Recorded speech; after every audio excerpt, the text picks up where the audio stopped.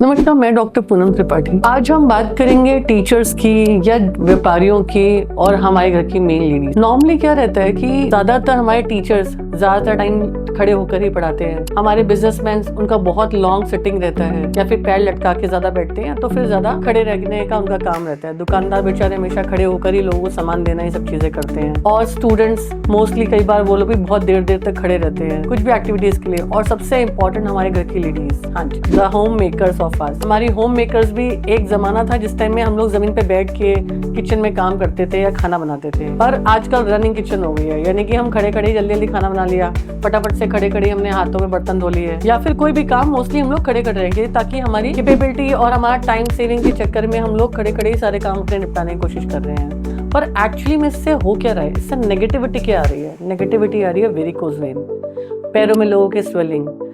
आप पिक्चर में देख पा रहे होंगे, आप ये देखिए पैरों में अक्सर कई लोगों के पैरों में थोड़ी थोड़ी नीली नीली नसें हो जाती हैं, या फिर अक्सर लोग कहते हैं कि मैम मेरी पिंडलियां ना सूज रही हैं, मेरे पैरों में नीली नसें हो रही हैं। कई बार वो बारीक होती हैं और हम उस चीज़ पे ध्यान नहीं देते, जिसकी वजह से वो आगे चल के थोड़ी सी फूल सी जाती हैं। और वो नसें जो नीली नीली हैं वो पूरे पैर में, आपके थाइस से लेकर पैरों तक मोटी मोटी और पूरे पैर में फुली फुली से नजर आती हैं। क्या है ये वेरिकोज वेन? ये होती क्यों है?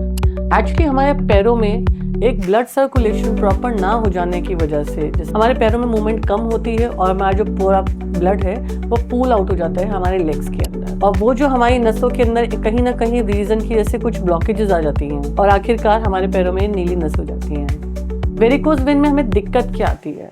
सबसे पहले बहुत बारीक और पतली नसें होती हैं। उस टाइम में हम इन चीज़ों को अवॉइड करते हैं कि ठीक है यार कोई बात नहीं, पता नहीं क्या ही चीज़ है ये।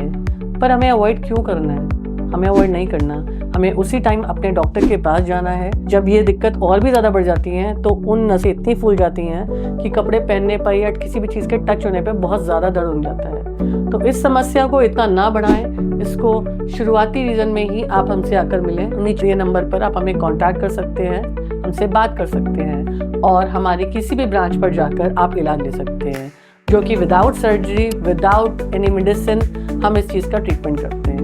नमस्कार।